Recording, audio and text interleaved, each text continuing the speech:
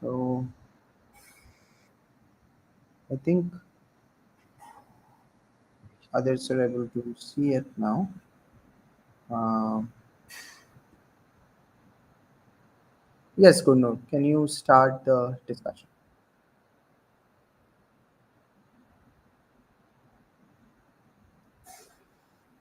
Yeah. Okay. So Gurnoor, can start the discussion? Yes. So today I'm presenting the topic of basis in topology. So the overview of the presentation.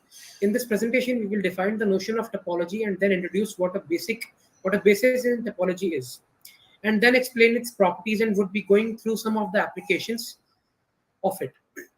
We will also look at the necessary axioms for the existence of a basis and look at some examples of it. So, firstly, introduction to definition of topology. So, a topology on a set X is a collection T of subsets of X such that null and X are in set. The null set and X are in T. Any arbitrary union of subsets in T is in T, and the finite intersection of subsets in T is in T. A set X with a topology T is called a topological space. An element of T is called an open set. So if X is any set, the collection of all subsets of X is a topology on X, and it is called the discrete topology. The collection which consists of X and the null set only is a topology on X, which is known as indiscrete or trivial topology. So definition of basis.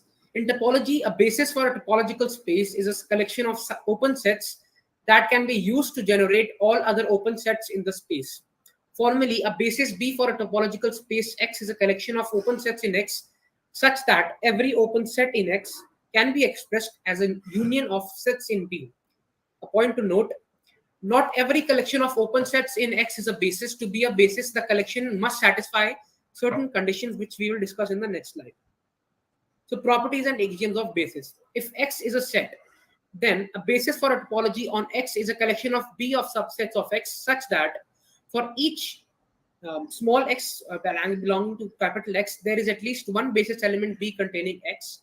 If X belongs to the intersection of two basis elements B1 and B2, then there is a basis element B3 containing X such that B3 is contained in B1 and in the sorry, so such that B3 is contained in the intersection of B1 and B2.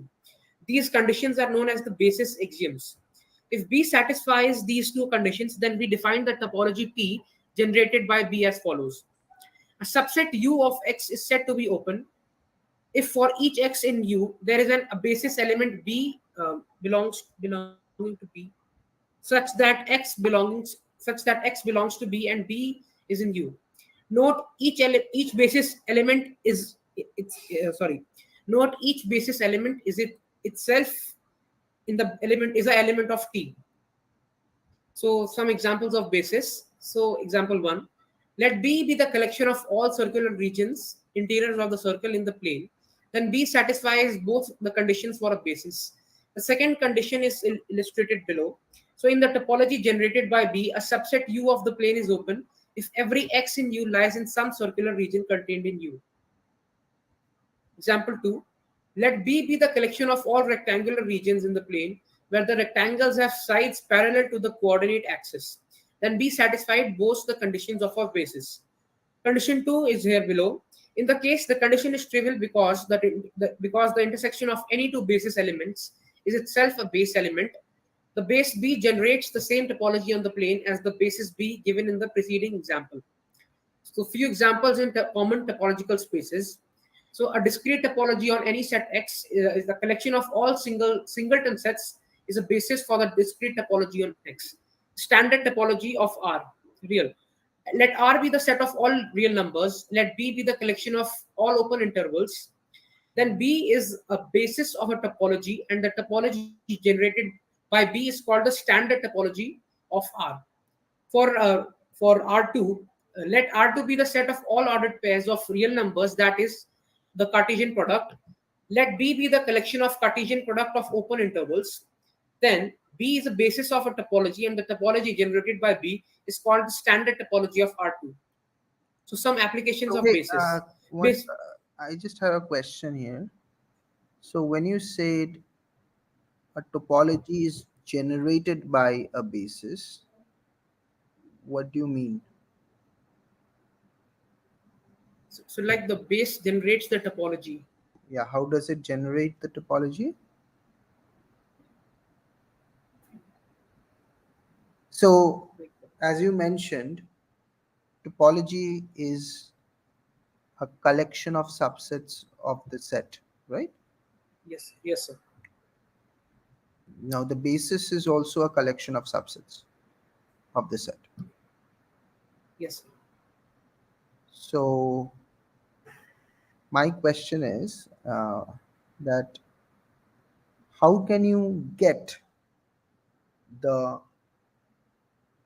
entire topology given the basis? How can you sort of construct it?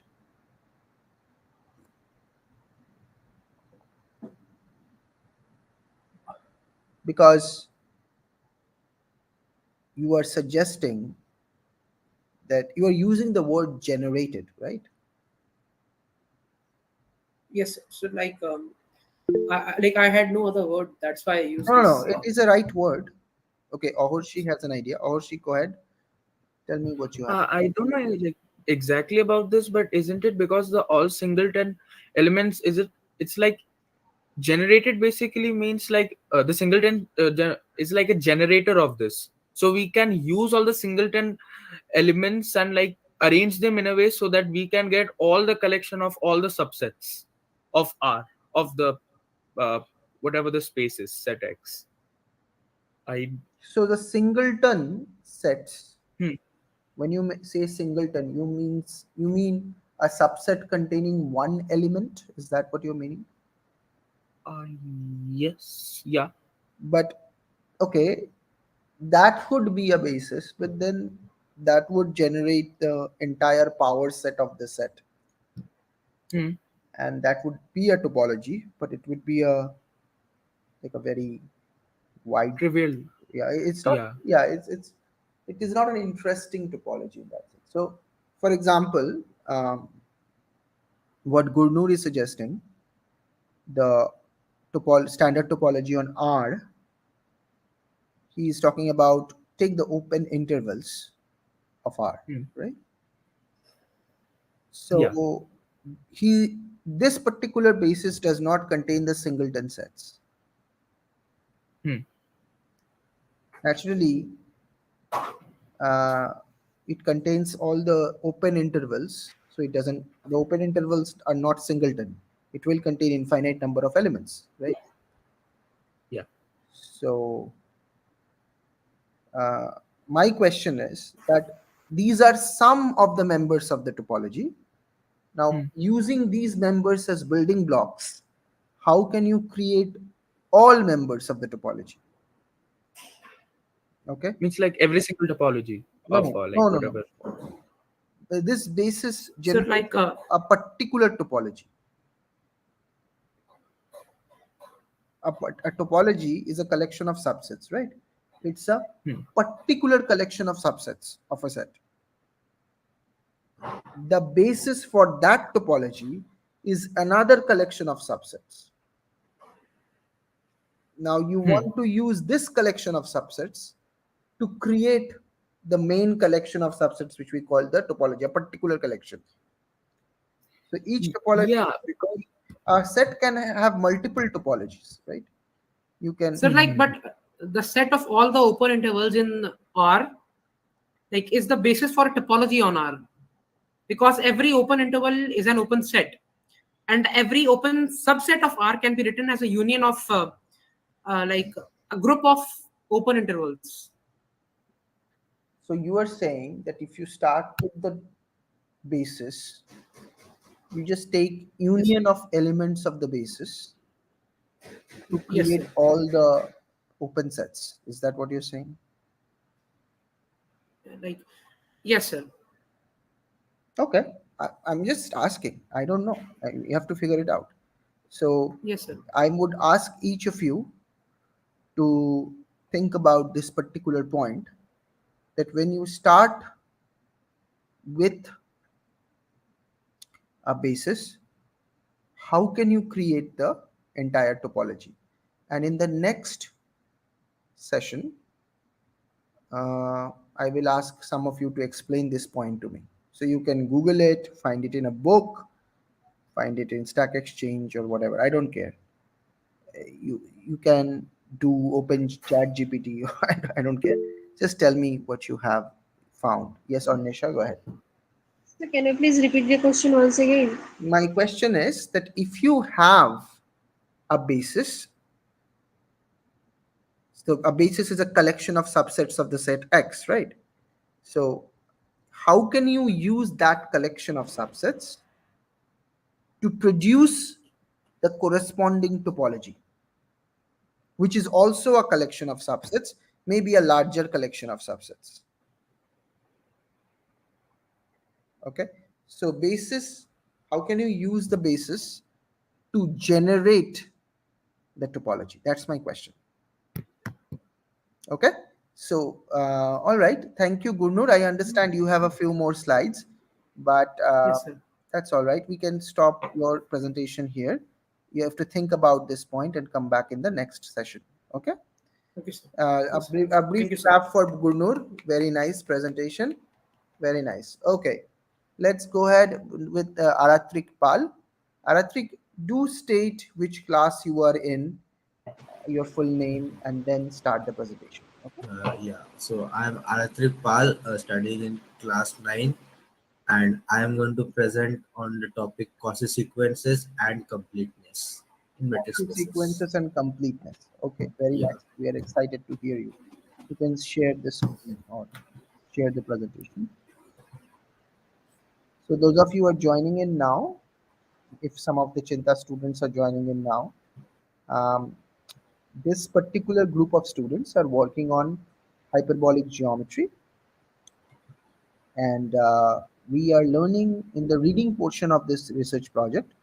We have to learn topology, group theory, and all those things. So this is a student presentation for that.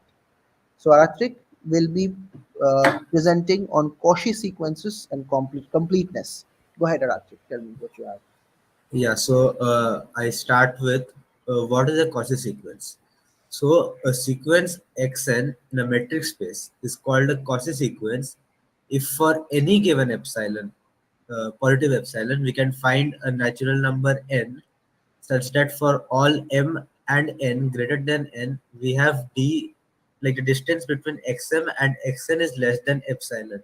So essentially, as the first so what this is saying is that as we increase the n, the elements keep on getting closer to each other.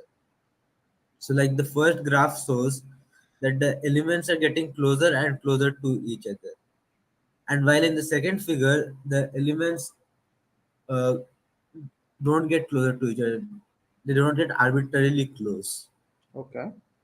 So that's the definition of a Cauchy sequence. Mhm. So now we'll go through a few examples of Cauchy sequences.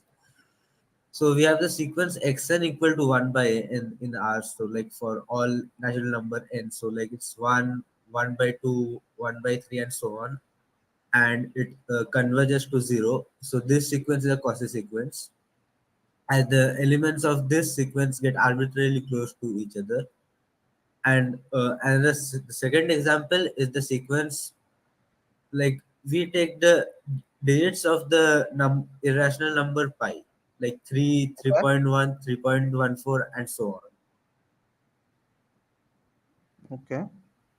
So this is also a Cauchy sequence, as like the elements keep on getting closer to each other.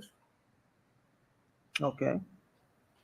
And in the third sequence, and in third example, we need to use a metric known as the discrete metric. Mhm. The discrete metric states that d of x comma x is 0, like d of x comma y is 0 when x is equal to y, and d of x comma y is equal to 1 when x is not equal to y. Okay. So a sequence in this metric space, uh, so where all elements are constant after some from some starting from some natural number. So like from some xn, all the remaining elements are constant. Mhm. So then the distance will be zero and it will be a quasi sequence. Okay. Yeah, so these were the examples. And now quasi sequences have some properties in metric spaces. So any convergent sequence in a metric space is quasi. So as we saw in the previous examples, like xn equal to 1 by n, this converges to 0, and then the digits of pi 3, 3.1, 3.14, these converge to pi, Okay. and both of them are convergence. Both of them are quasi sequences. So this is one of the theorems that any convergent sequence is quasi. Okay. Our second property is that any quasi sequence in X is bounded.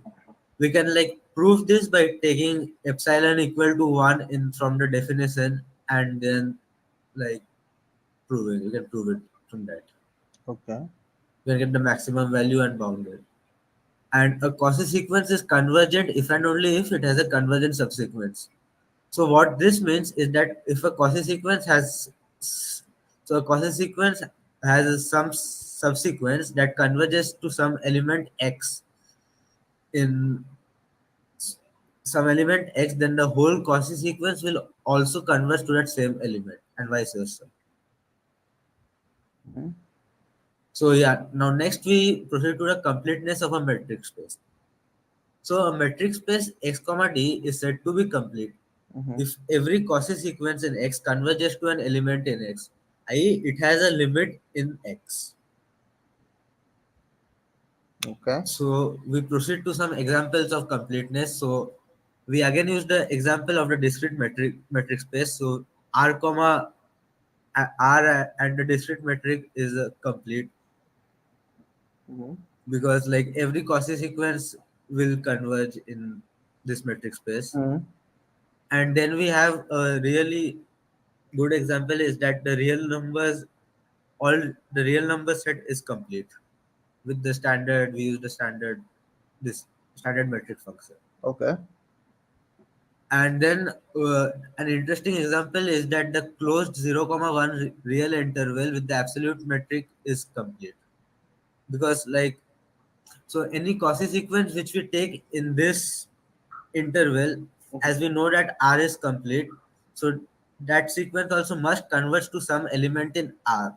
Right. Now, any sequence in this interval, if it converges to an element in R, it must necessarily converge to some element between 0 and 1. Okay. And a last example is that the open 0, comma 1 real interval with the absolute value metric is actually a non-example because it is not complete because the sequence xn equal to 1 by n which falls in this interval converges to 0 which is not a part of this interval. Okay. Yeah, so this is my presentation on consequences and completeness. Okay. Okay. That is fine. So that is very nice. So I have a question, Arathik. Yeah. The question is this: that if a sequence is Cauchy and if it is convergent, so we know that a sequence being Cauchy is not necessarily does not necessarily imply that it is convergent, right? Yeah, but convergence implies quasi. Convergent implies Cauchy, so that requires a bit of proof, which I Oh, hope. so you're asking for the proof that if a sequence is convergent, it has to be quasi. Yes, and probably you can do this using the picture of convergence that we used in the last session, the funnel picture. Remember that you can, if it has a limit, then you can bring all the terms of the sequence within the funnel after Yeah, a set. and Yeah. right, like we take from the fundamental definition of a limit and So it would be convergence. great if you can share that with us. Okay. I don't have the image with me right No, no, now. that's fine. That's fine. Not now. Maybe in the other session. next one. Yeah, sure. Like I'll create it on the Yeah. next session. Another thing I have to share with all the kids is that the convergence of Cauchy sequences is one of the most interesting um, points in the history of mathematics. For example, you would have Cauchy sequences of rational numbers which does not converge in the domain of rational numbers. Yeah, so like we can take the number root 2 and we can find a sequence of rational numbers that converge to root 2, but root 2 is not a rational number, so it is a Exactly, possibility. exactly. So now imagine a world where you do not have irrational numbers. Imagine a world where you do not have irrational numbers. You do not have the knowledge of irrational numbers. You know that every number can be written as a ratio of two integers. Imagine you were living in that world, and Pythagoras incidentally lived in that world, right? Every number can be written as a ratio of two integers. Suppose that's the world you live in. Now you encounter a Cauchy sequence. What is a Cauchy sequence? A Cauchy sequence is this, that roughly speaking, if you move far enough along the sequence, if you move far enough along the sequence, maybe after the 10,000th term, any two members of the sequence will be very close to each other. How close? As much close as you want. So, for example, if you do an experiment, suppose you want two members of the sequence, any two members of the sequence, to be 1 centimeter, one by tenth close to each other. Suppose that's the closeness you want. So if the sequence is Cauchy, then if you move far enough along the sequence, It's like after a certain point, after a certain point, the distance between any two elements will be less than 10. less than 1/10. Yeah. So how far do you have to go? Well, it depends on the sequence. So maybe you have to go 17,000 steps along the sequence. But after you move 17,000 steps along the sequence, if you take any two members of the sequence, maybe they are far apart, I mean, term wise, maybe you take 17,001th point and 1 millionth point. You take any two elements of the sequence, their distance will be less than 1/10. So, intuitively speaking, if you go far along the sequence, it gets squeezed. The sequence is getting squeezed, like the picture of Aratrik. So, what you would decide is that if a rational number, set sequence of rational numbers, have this property that it is getting squeezed, then it probably would converge to some point. But your imaginary world where all numbers are rational, you would immediately see that that sequence cannot converge. There are sequences of rational numbers which cannot converge to a rational number. Yeah. Hence, you discover the irrational numbers. So there is a Like very Cauchy sequences are like a way of discovering the irrational numbers. correct, very nice. So this is a little homework for each of you. Go anywhere, go to some book, and type in Dedekind. Oh, you cannot type in in a book actually, but you can type into the internet, I guess. Dedekind cut. Type in that and try to know the story around the discovery of irrational numbers So and how do you how spell it? the Dedekind, Dedekind, cut.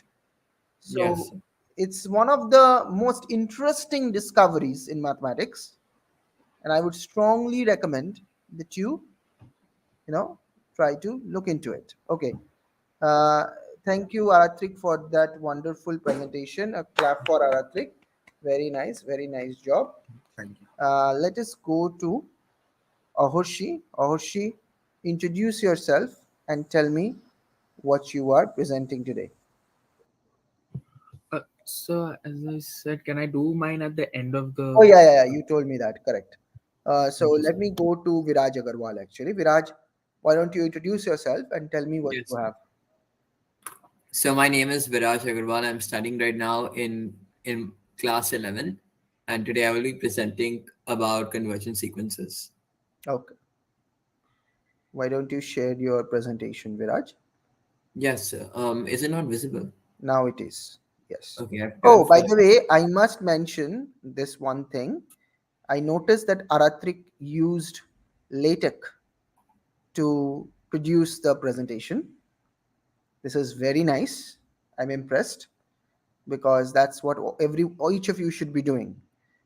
Go to YouTube, learn how to use LaTeX in Overleaf, and produce presentations in LaTeX. It's a great practice, actually. All right, Viraj, please share this presentation. Yes, sir. Um,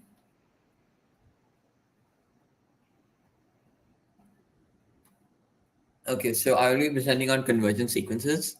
Okay. So let me start by defining a sequence. So a sequence is an ordered list of elements, typically denoted by an or a sub n, where n is a non-negative integer. So like an is sort of like you can take a1, a2, a3 up till an. That's what non-negative integer index means. And you can specify the position of the element in the sequence using this index. Then how do you define a limit? So a convergent sequence is basically one way to define the limit, where you're using, I think this is the epsilon delta definition, and you're proving that a sequence converges to a limit L. That means I think the diagram, there was an error with the diagram. But the purpose was basically you have like a bunch of points and they are all converging in a certain way, so that as this index n increases, your all an values are coming really close to each other, coming close to this number L. So when you take this an minus L mod, that's basically saying like you're subtracting all the values of the sequence from L and taking the absolute value. It's coming less than this epsilon number.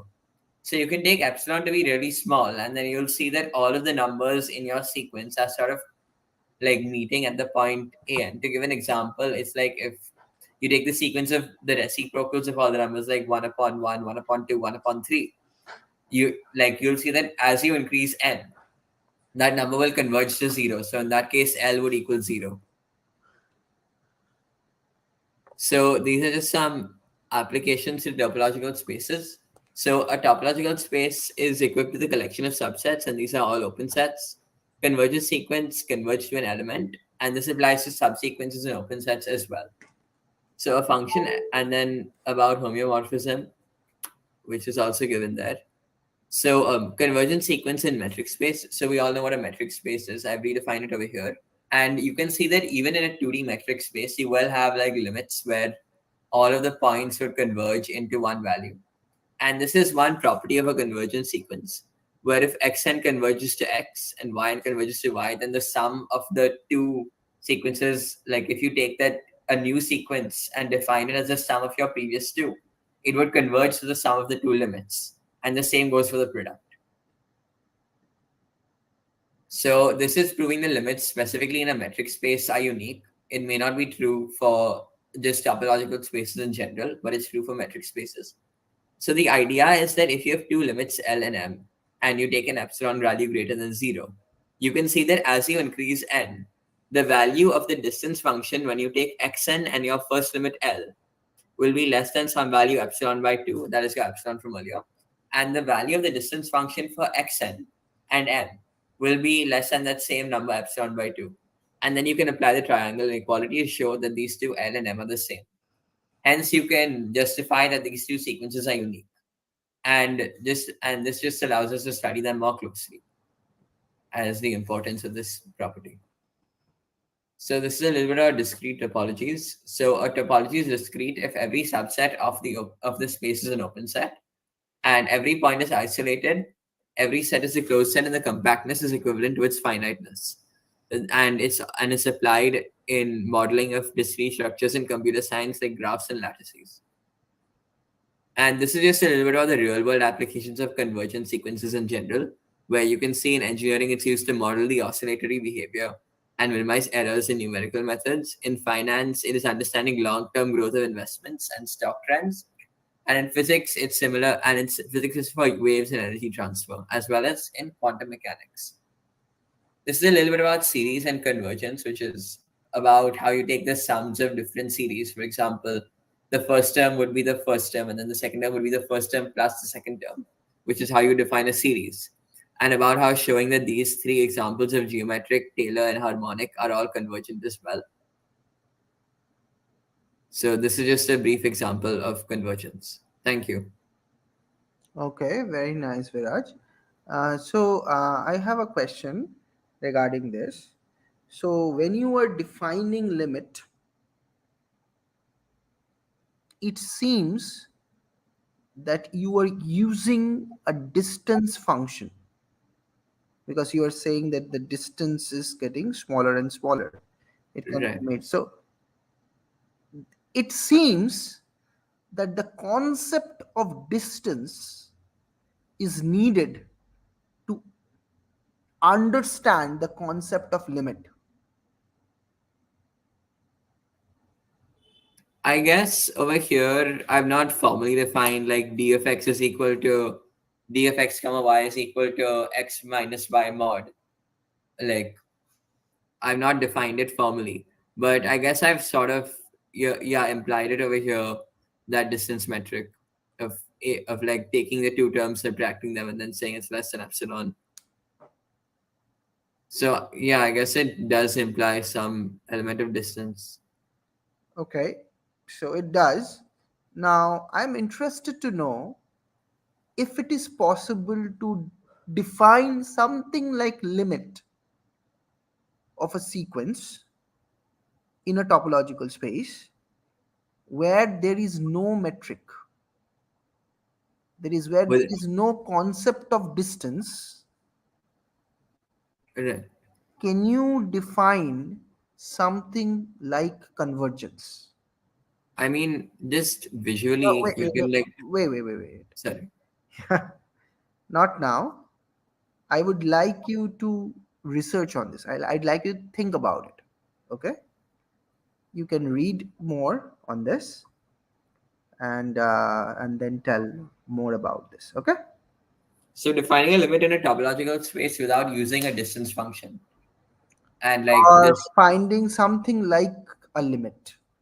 Something like a limit. Because clearly, the definition of limit that you're using, you have to use that modulus an minus L. yeah, So modulus here is the distance functions. In right, fact, you are using the, since everything is, you are assuming everything to be real numbers, therefore you can use an minus L modulus of that.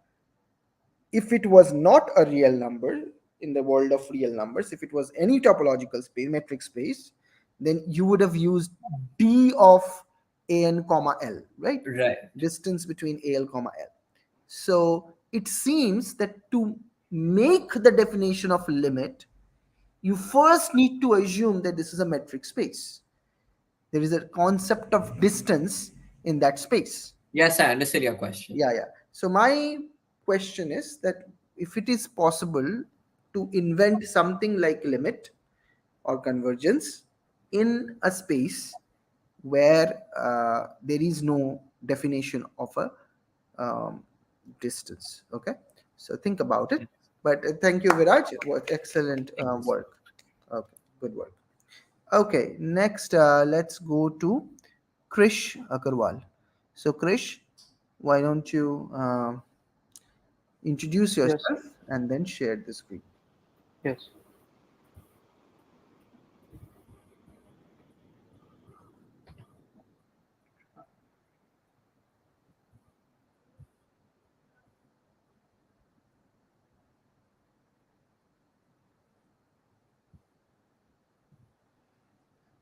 So, is the screen visible?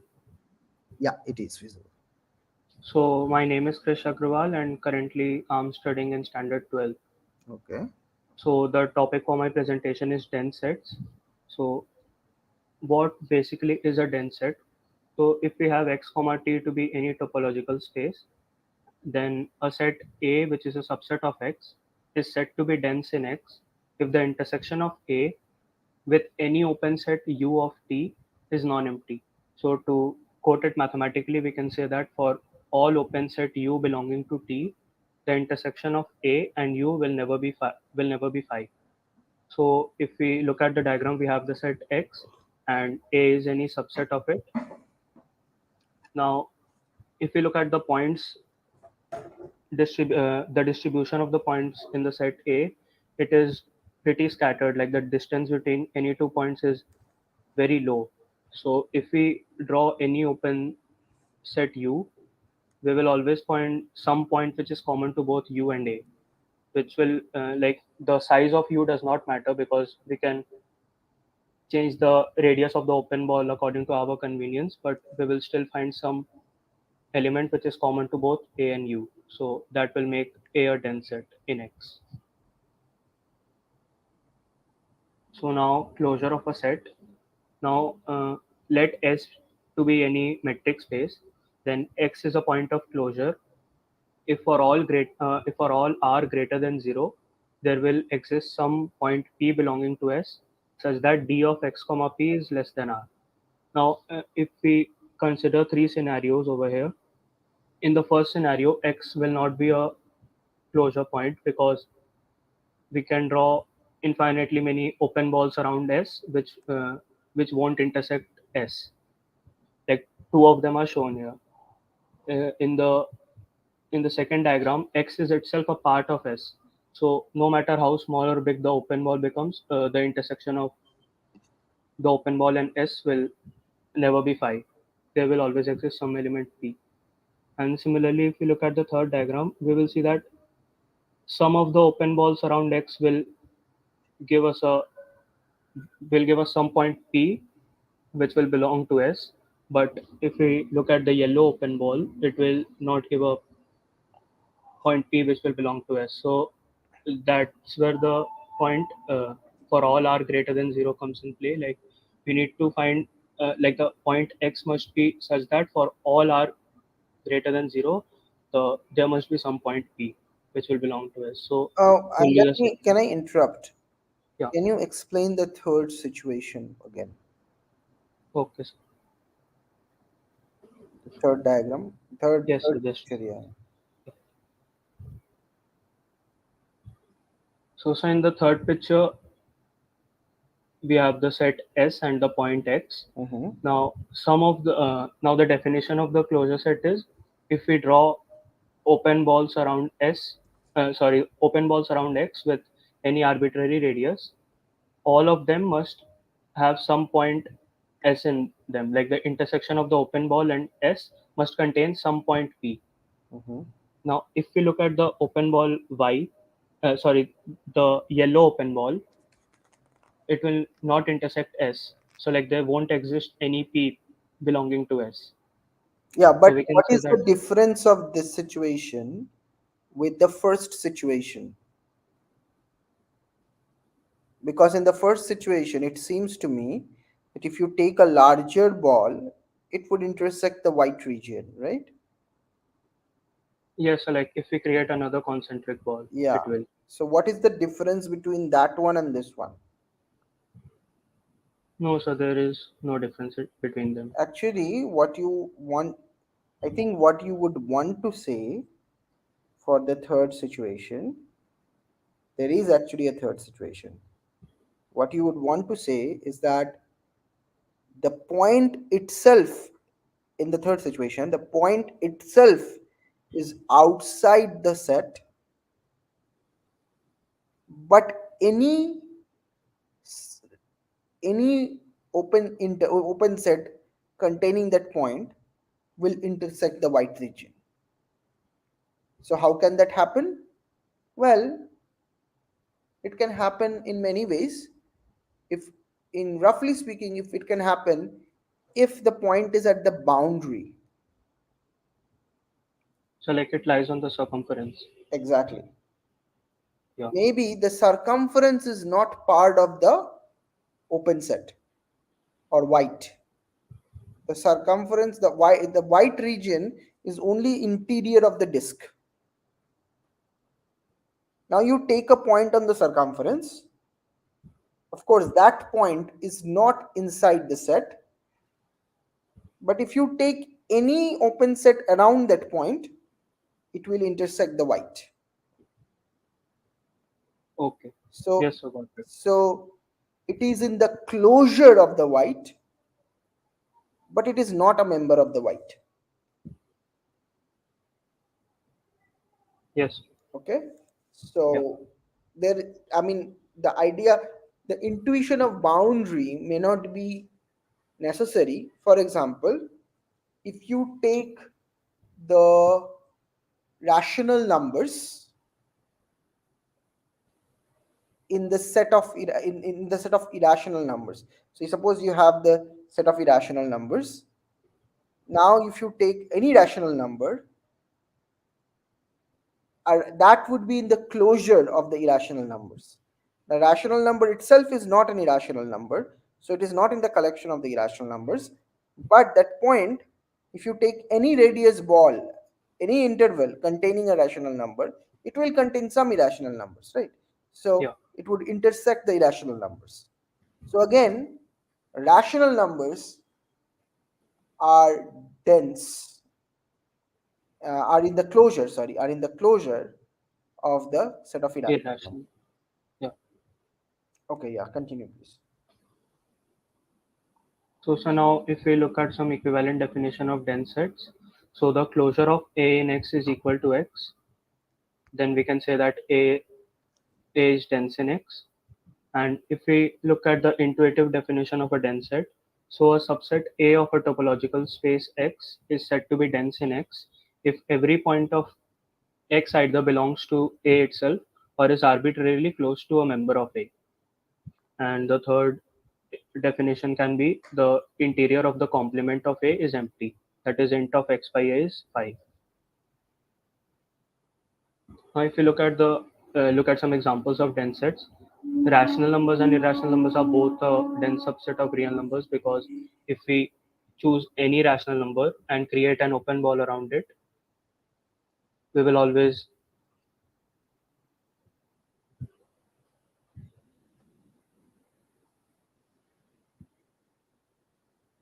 Yeah, are you speaking? so like yes sir. So if we have if we choose a rational number and we create any open ball around it, then its intersection with like that open ball will contain some real number.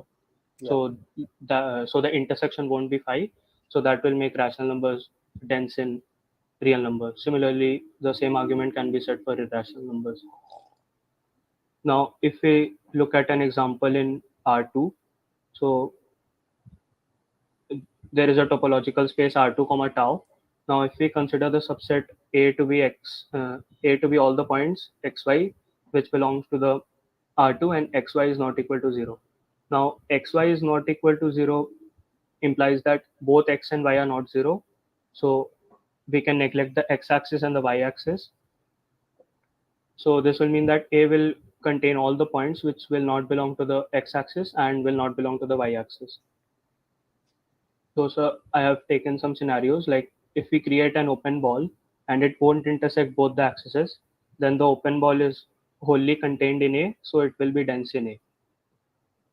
And if it cuts the axis at more than one or infinitely many points, then also we can say that irrespective of the size of the open ball, we will always get some element of the open ball which is common to A, so their intersection won't be 5. So now, I think that that would be very nice. I mean, we can stop out here. How can you? Did you create this picture, or you got it from somewhere? so like I created the graph in Desmos. Oh, Desmos. Okay, very nice. It looks nice. Okay, thank you, Viraj. Nice work. A clap for Viraj. Very good work. Okay, Next, I think we have Onisha. Onisha, go ahead and start the presentation, please. And then you can also let us know about your. Okay.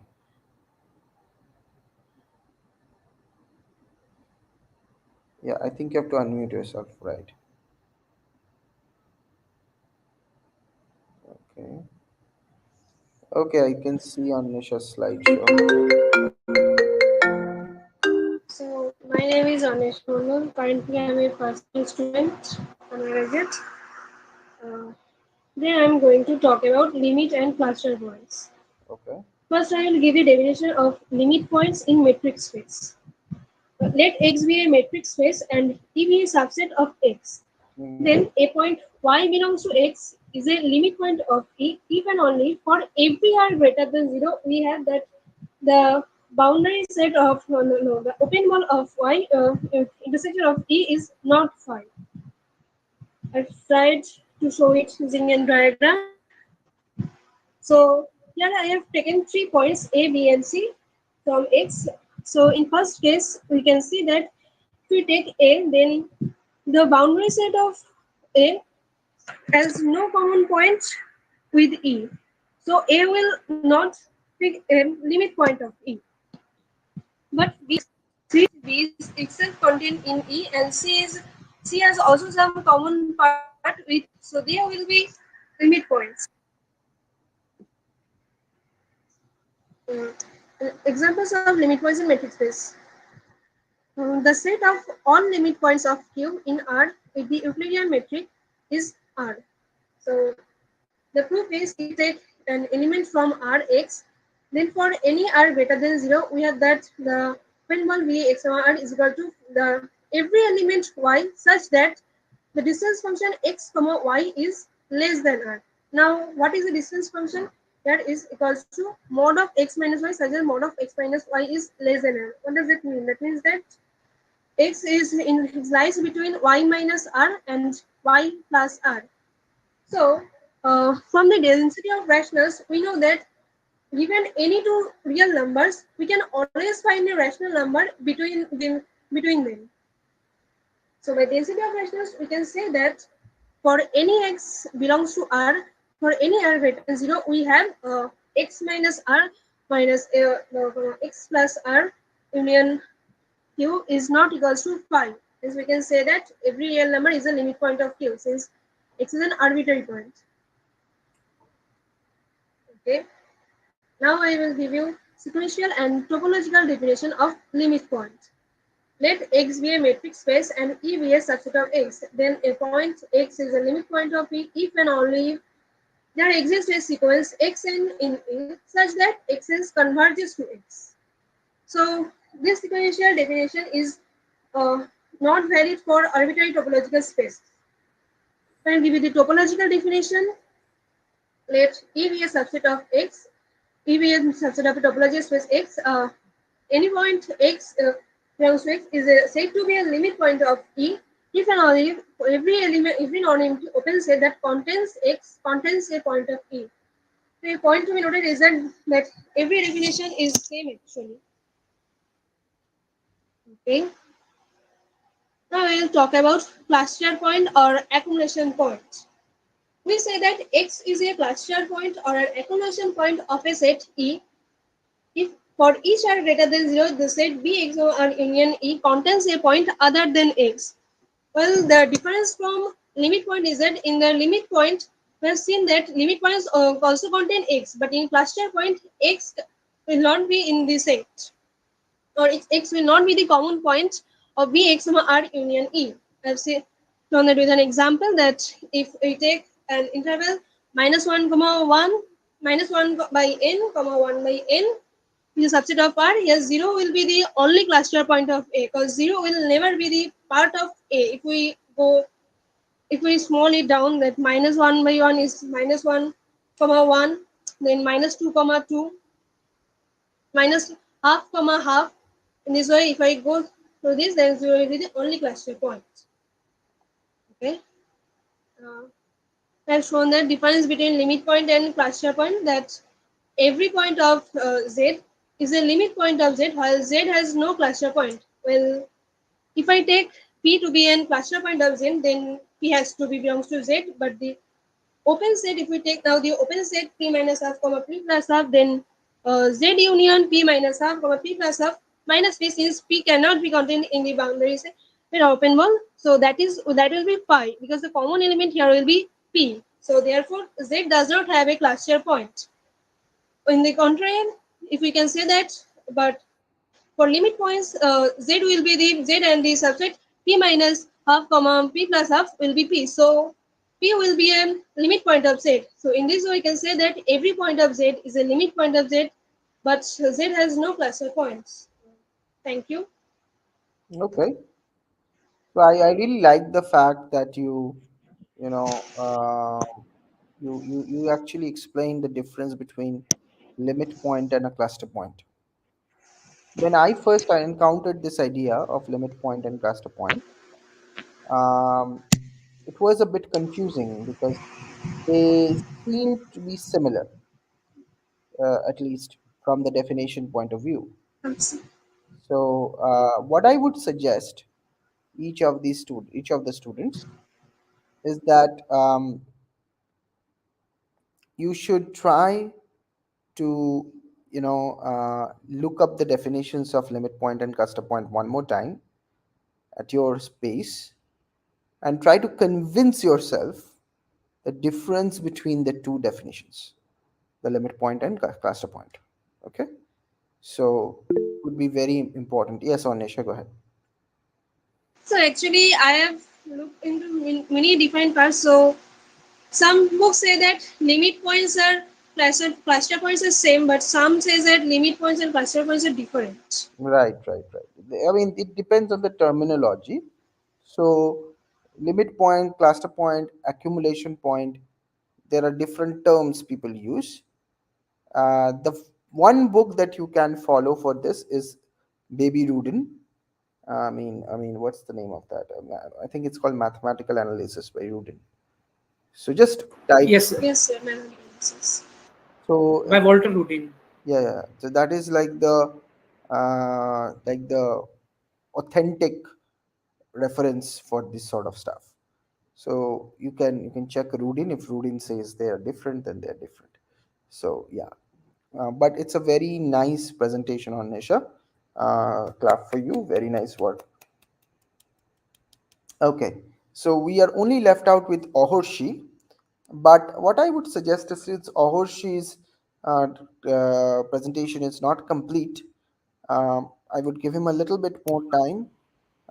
In the next session, we will start with Ohorshi's. Usually, I wouldn't have done it, but let's say Ohorshi cleared BMO, or this is an one-off thing for that. Let's suppose if some of you clears INMO, then you will also get one exception ticket, I guess, from this research project. The reason I am a bit strict in this kind of scenario, you have seen how many students I have simply let go from this project, because you understand that the kind of thing that we are trying to pull off, it would require an extra degree of seriousness, right? It won't be easy. So I'll just let Ahoshi present the next time. Yes, Ahoshi, go ahead. So actually, I'm almost done. I only wanted to leave them with like some exercises, some like basic questions. So Oh, I okay. like I'm 95% done. So if you want, like I can share it right now, and I like whatever extra bit is remaining, I can share it next lesson. No, that's all right. You can just share the entire thing in the beginning of the next discussion, okay?